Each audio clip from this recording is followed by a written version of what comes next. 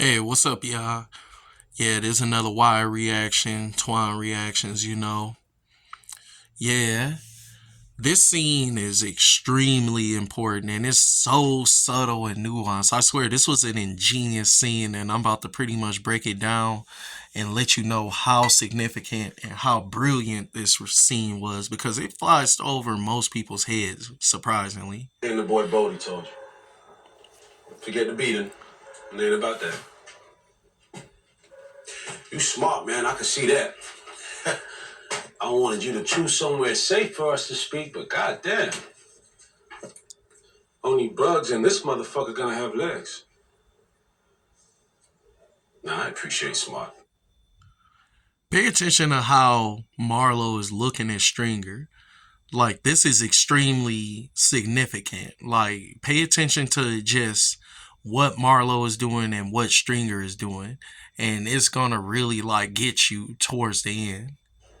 But you gotta know in this game, man, it ain't enough. You a student of history?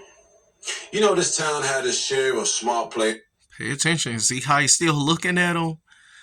He's looking at him like Yes, man. oh man. Melvin, Little Will, Big Head Brother, Peanut, Warren, all real smart. Nodding his head. And look at how Stringer is looking at him. Like I'll pretty much. I'm trying to save it until like it really goes all the way through. Names rang out. Pay attention. He keeping his eyes on him. I mean, government ain't want you to be organized. Nah, they want you scrimping and scraping and killing each other on the corner on some bullshit. Not me. That's why me and Prod Joe look at him, still looking at him. Together. Pay attention to Stringer's eyes. Best dope, best coke. Share like. Been hearing about that. You been hearing about that? Well, that's good. That's a start, right? You know that Mercedes you got riding out there, man? I swear the writers are so fucking brilliant. Like, I swear the subtleties in this fucking scene. You got that titled in your aunt's name or some shit? Now, when they come get you, that straw purchase out there gonna come bite you in the ass, boy. I'm about to just stop it right here and pretty much just tell y'all, if you really paid attention to what I was trying to show y'all, Marlo kept his eyes always on Stringer, trying to catch his gaze.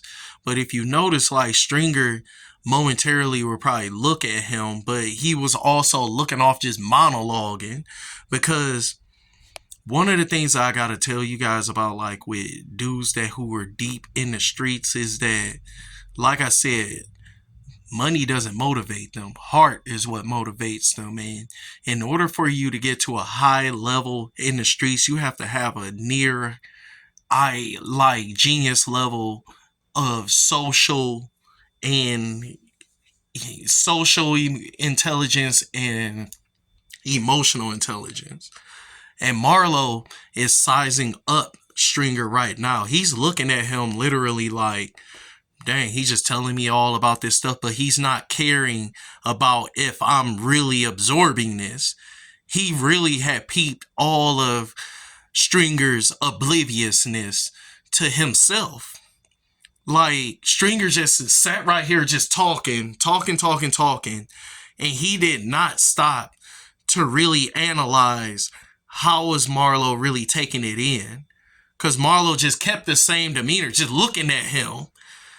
Like, and once when Marlo kind of peeped that, where he was like, okay, this dude is just talking just to be talking. He's in his own world. He's trying to bring his fantasy world into reality.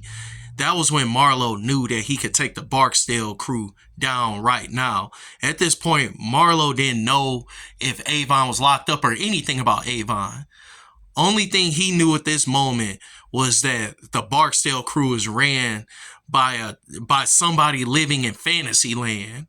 He's living in it's being ran by somebody who isn't even trying to even meet my gaze and to pay attention to see if what I'm saying is truly being absorbed. Like I said, watch this. That's what they do. Turn your money against you. Now I'm thinking with the corners that you got, you close to $1 million, right? You doing all right? You doing all right? Look how he said, I'm doing all right. And look at the way he even opened up his mouth where he prostrated and still looking at him in his eye. He noticed that Stringer is not really directly challenging his gaze and trying to, like, dominate him in gaze. Because look, this is where I told y'all about, like, man, like leaders have an extremely high sense of emotional intelligence and social intelligence. Stringer is not picking up on the fact that, like, Marlo is posturing towards him. And this kind of speaks towards, like, what I said in my last video, where I said that I believe that Stringer is actually on the spectrum. Now, I'm not sure if David Simon intended to actually portray Stringer this way, like somebody who has actually got like Asperger's or something like that. And it probably would make sense because he's highly intellectual. He's not too sociable. He's very cold and unemotional towards social interactions. Like, he's about the cold hard dollar. It would make sense if, like, Stringer is on the spectrum, because he's not picking up on the obviousness that Marlo is literally sizing him up right now. See, Stringer, just like most people on the spectrum, they believe that everybody could appeal to logic. They just believe that, hey, what makes sense to me will make sense to everybody. No. What makes sense to people is your heart, your emotions. This is why I tell a lot of y'all in my past videos, like, y'all have to get in tune with y'all heart. Because you will find yourself in dangerous situations like this if you don't know how to pick up on when someone is literally sizing you up for the kill. Like, you'll end up just like Stringer. Got your name on the crib, right? And got you a little spot for you to wash that dirty money. That's what I'm offering you, man.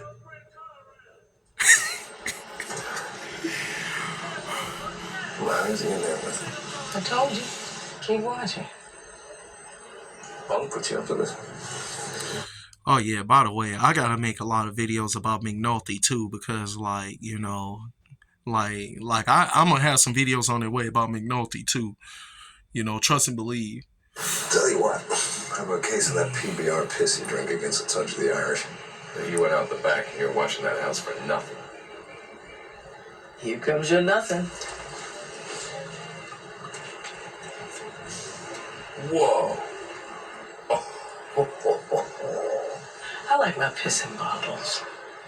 Any way you like, darling.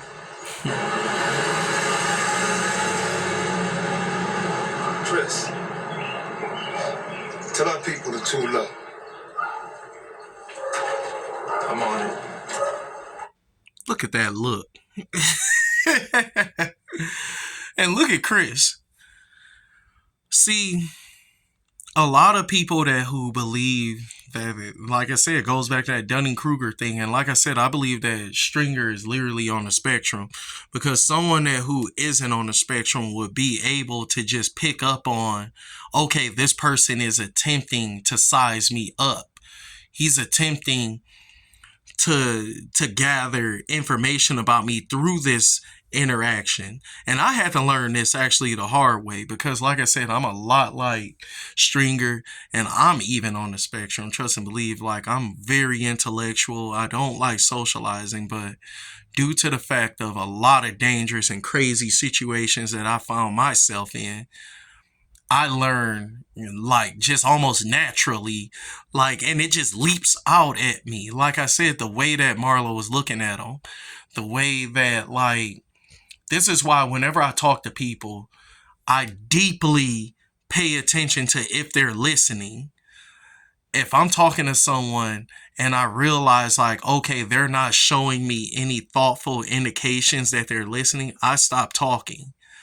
And I call them on it. Like, you have to learn to do that. You have to learn to be like, okay, this person ain't listening. This person is listening for their own purpose.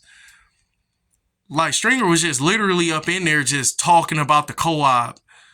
And Marlo, all he was trying to do was just trying to, like, get a good sense of his heart. And he found out that like Stringer had absolutely no heart. He found out that the Barksdale organization had absolutely no heart. And that's when he realized like it's being ran by a complete fool.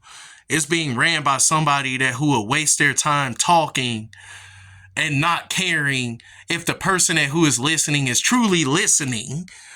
Like at no point during that conversation did Stringer try to confirm whether or not Marlo is truly understanding what he is telling him.